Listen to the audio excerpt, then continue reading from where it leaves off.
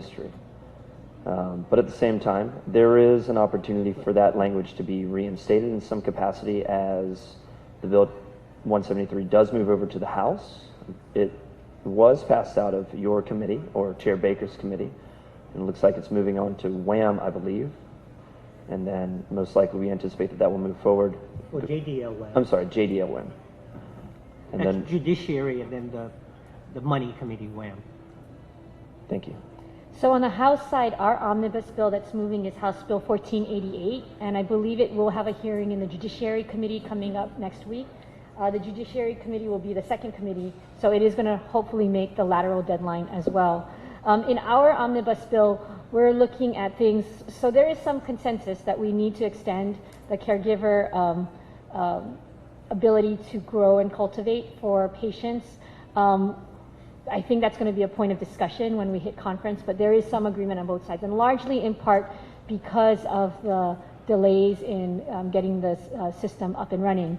I will say that the House is kind of the backstop on that issue, because they're part of, I think, the agreement that we reached in order to pass House Bill 321 was some recognition that if the dispensaries come up and are very successful, then at least for the cultivation part of it, that for the caregivers, it was a compromise made. Now that can be revisited. We'll really need to see the data and the way that it's playing out. I will like to add, and this is something that has come up in our committee hearing, is that there are definitions of caregiver that are floating around in other jurisdictions that we might want to look at. And I know that folks are concerned that we have limited caregiver duties, but there's still lots of things that the caregivers are allowed to do. And say, for example, we don't pass an edible provision, we're not able to do that. To me, caregivers do more than just grow. You have wonderfully competent caregivers out there who are actually making the products now. We know that they're making edible products now. So there's still a place for caregivers to be doing lots of things for patients if there is that caregiver-patient relationship and it continues to exist. The other things that we're looking at in our omnibus bill is really ways to make sure that the department is moving along in making sure that the seed-to-sale tracking is up, the laboratory standards are reasonable, and not something so out of reach that that becomes another roadblock to the dispensaries being able to open up their doors. Let's see. We also are looking at ways to ensure the efficiency of the running of the program. So currently, for many of you out there who are caregiver or patients, you interact with the patient registry program, which is in one part of the department. If you are a licensee, you are working with the medical marijuana dispensary program, which is in another part. So what we really want to do is, reorganization of state departments can take up to like 6 years. In fact, there are some departments that are undergoing reorganization now. So by statute, one of the things we're looking to do is to create efficiency within the department so that it's not bifurcated and that there's a better interactive system with the department, caregivers, patients, and licensees. One of the benefits to that, I hope, will be that that the seed-to-sale tracking system, which is going to also be looking at monitoring the purchasing of cannabis and then making sure that people are within limits. If we house those two departments within this, or those two programs within the same department, we're hoping again to create efficiencies so that the programs are talking to each other, the software that both of those programs are using are talking to each other. So we're really hoping to consolidate that. I know it's not exciting stuff. It's like organizing government, but I think it's the kinds of things that now we're at the point that we can really do, and we need to do in order to ensure that the program runs well. Senator? And I'd like to mention two other bills, if I may. The 173 was, again, our version of, I guess, what you could call a Christmas tree bill. But Senate Bill 174 will expand the medical conditions. And we're including, hopefully, lupus, epilepsy, multiple sclerosis, arthritis, and autism. I wanted to also include anxiety, depression, insomnia, and stress, but the chair decided to leave those four out, but we did add those two. So again, we are looking at some expansion. and Senate Bill 1245, which is just a single referral, so we do have time to hear this. I'm hoping that we'll be able to allow our certified laboratories to test individual patient medicine, because right now the laboratories are only set up for the dispensaries, but it's just reasonable and logical we would allow them to test patients. So hopefully we have the wisdom to do that. So I'll jump on that. We have actually incorporated that particular provision in our omnibus bill, House good. Bill 1488. So again, as you can see, there's a lot of consensus on both houses, and that we're just going to have to move towards conference and keep the momentum going. On the issue of expanding medical conditions, the House did not take up a measure. We're going to wait for the Senate measure to come over, but I think that is something that folks are open to. I will say that the department supposedly has a program and rules that are allowing patients and doctors to come in and expand it through an administrative process. So that's one of the things that is kind of out there. I will also add, since Senator mentioned it earlier, there will be measures to look at the taxation of medical marijuana. And I know that there's another measure with regard to price controls. So again, coming up next week, those measures, House Bill 263, House Bill 985, and House Bill 662 will very likely be on for hearing next week within my committee. And I'm not aware that we have anything regarding price controls. No, that's something on our side. So, the legislature is a place where we want to vet as many ideas as possible. We want to hear what folks have to say. It doesn't mean that everything will come out of committee, but it is something that we want to make sure folks have the opportunity to consider, especially because these are bills that members have put forward. At least on our side, we have a number of bills members have put forward. There's a lot of interest out there. What was that last thing? A lot of interest out there. Absolutely. There is an incredible amount of interest, and I think that we saw somewhere just shy of 60 bills come past that were cannabis related in some sense, of course, including a couple of hemp bills. Are either of you involved in promoting the hemp bills? Well, I have a bill to legalize hemp. So, And what kind of traction is that gaining? well, right now it's not gaining much traction, but I'm talking to my hemp advocates. I mean, everybody understands that, and if legalization of marijuana is being pushed so aggressively, there's no reason why hemp shouldn't be, because hemp obviously is not as controversial as marijuana, and the benefits of the hemp plant to society, as you all know. Again, hemp can be one of our next golden crops here in Hawaii. It's that simple.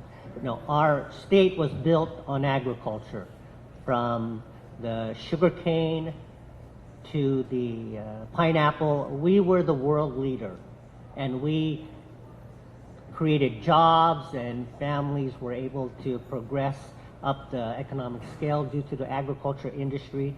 And now we're at a point in time where we have thousands of acres of land, as Mr. Ha knows here from the Big Island, one of our farmers, and we need something big. We have a lot of diversified agriculture, but nothing yet that has really propelled us, and I think hemp can be that plant. And then, as I mentioned earlier, if we get to legalization, which is likely to happen, then the Hawaii brand is there are no limits on what we can do with that, and get global attention and just lead the world in this area. So from my perspective with hemp, we have given that to the Department of Agriculture to implement the hemp program, and I'm very supportive of those efforts. I think we need to continue to encourage ag to move forward on that. But right now they're kind of running on separate courses, hemp and medical marijuana. Right. But we're able to grow hemp via research today, okay? And that's following the federal guidelines as well. So there's a lot of research we can do with hemp. And there's no reason, again, we shouldn't be the leader in R&D with the hemp plant. Because again, the potential, you may have heard, when on Maui they closed the last sugarcane, what are they going to do with all that land? And one of the possibilities is the hemp industry on Maui. Absolutely. To build off Rep. of that, I would like to mention that, so last session we passed Act 230, which created a working group. So we have one of our working group members here in the audience, Richard Haw. Wave your hand, Richard. Do we have any other working group members here? So this is another kind of track where we're hoping to encourage the departments, the industry, caregivers, and patients to think about programs, policies, statutes, recommendations that they can make to the legislature to improve the medical marijuana program. And so that working group has not taken up anything specifically with hemp, but again, that's just another avenue where we can have more of these kinds of discussions, because there is an overlap between the two, cannabis and hemp, obviously. Rep, I think you read my notes maybe before you came. I was just about to get to the 230 working group. So thank you for bringing it up. As we move to that, what benefits have we been working towards as far as inserting policy initiatives or working in parallel, perhaps in some cases being a little bit ahead of the legislation that's been provided as a working group? So as a working group? Yes, ma'am. So the working group has divided up into various subcommittees. They're looking at patient issues, they're looking at laboratory standards, they are looking at products, I believe. Mm-hmm. So they're going to be taking up the issue of reciprocity and what that looks like. And so what's been really useful for the from the working group and from my perspective is that here you have a focused group of individuals outside of the department that can help shape policy and bring best practices to the legislature. And it's kind of it's outside so that they have more freedom, more time. And again, it's a 2-year working group.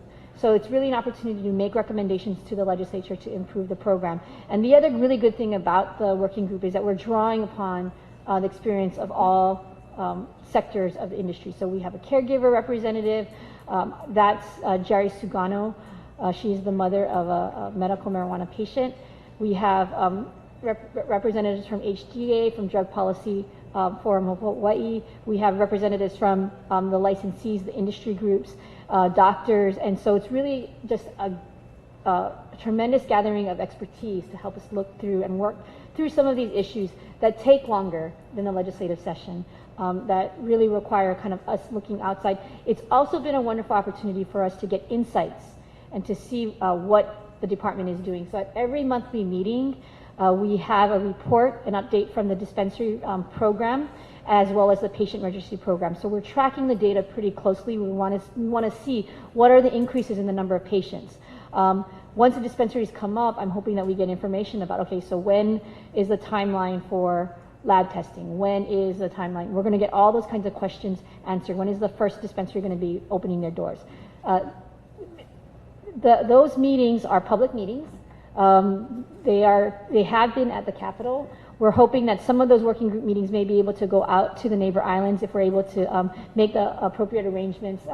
We might be going out to Maui in April or May, so we're looking forward to that. But again, it's another opportunity for folks to get engaged in the process, to provide, at every meeting there's opportunity for the public to provide comment. And the meetings are held in the open so that people can see what the discussions are.